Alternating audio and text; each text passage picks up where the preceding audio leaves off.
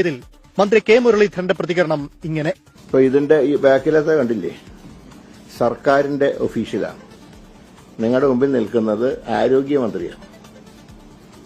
K Muraleedharan പ്രതിപക്ഷത്തിലുള്ളപ്പോൾ പറഞ്ഞത് ഈ ഇരിക്കുന്ന സീറ്റിന് ബാധകമല്ല. ഇപ്പൊ സോഷ്യൽ മീഡിയയിലൊക്കെ നേരെ തിരിച്ചു ചോദിക്കുന്നുണ്ട്. അതൊക്കെ കാണുമ്പോ എന്തു തോന്നുന്നു പഴയ ആരോഗ്യമന്ത്രിക്ക്?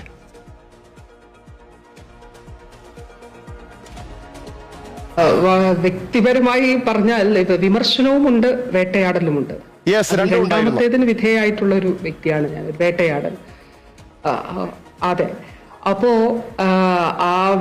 അതെന്നെ സംബന്ധിച്ചിടത്തോളം തീർത്തും ഇപ്പോ ഞാൻ അതിനെക്കുറിച്ച് പക്ഷെ ഒരു ഘട്ടത്തിൽ ഞാനത് പറയണമെന്ന് ആഗ്രഹിക്കുന്നു. അതൊരു വലിയ ട്രോമ തന്നെ. 5 വർഷം തുടർച്ചയായിട്ട് സൈബർ ഇടത്തിൽ അല്ലാതെ പൊതുവിടങ്ങളിൽ ഒരാവശ്യമില്ലാതെ ഒരടിസ്ഥാനം ഇല്ലാതെ ആക്രമണങ്ങൾ, വേട്ടയാടൽ നടത്തിയതിലുള്ള ഒരു ട്രോമ, അത് ഒരു മനുഷ്യൻ എന്നുള്ള നിലയിൽ, ഒരു മനുഷ്യജീവി എന്നുള്ള നിലയിൽ അതിപ്പോഴും അതിൽ നിന്ന് മുക്തമായിട്ടില്ല. അത്ര ക്രൂരമായിട്ട് സംഭവിച്ചിട്ടുണ്ട്.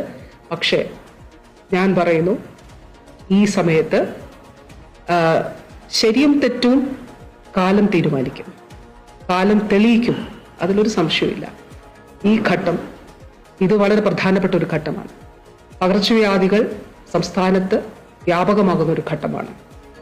ഇവിടെ നമ്മുടെ ലക്ഷ്യം മരണനിരക്ക് എന്നുള്ളത് തന്നെയാണ്, മരണങ്ങൾ ഉണ്ടാകാതിരിക്കുക എന്നുള്ളത് തന്നെയാണ്.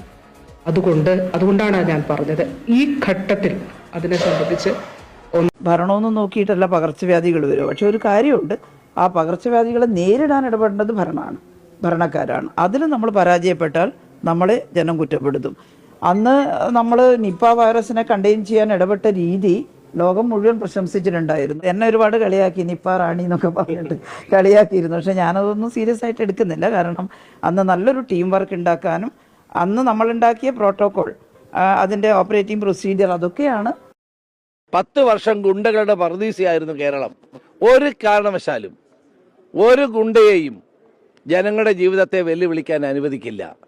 അത് കാപ്പാപ്രതിയാണെങ്കിലും അല്ലാത്ത പ്രതികളാണെങ്കിലും അവർക്ക് നിർദാക്ഷിണ്യം പോലീസിന്റെ നടപടി ഉണ്ടാകും. ഗുണ്ടകളുടെ പറുദീസയായി കേരളത്തെ മാറ്റി ആ കാലം അവസാനിച്ചിരിക്കുന്നു. അതിന് കർട്ടൻ വീണിരിക്കുന്നു. ഈ ഗവൺമെന്റ് ഒരു ഗുണ്ടകളുടെയും പ്രവർത്തനത്തെ അനുവദിച്ചു കൊടുക്കില്ല. ജനങ്ങൾക്ക് വേണ്ടത് സ്വൈര ജീവിതമാണ്. ആ സ്വൈര ജീവിതം ഉറപ്പാക്കിയാണ് ആഭ്യന്തര വകുപ്പിന്റെ ചുമതല, ഈ ഗവൺമെന്റിന്റെ ചുമതല. അതുകൊണ്ട് ഗുണ്ട എവിടെയുണ്ടെങ്കിലും ആ ഗുണ്ടപ്പണി നിർത്തിക്കൊള്ളുക. നിയമപാലകർ അവരുടെ പിന്നിലുണ്ടാകും.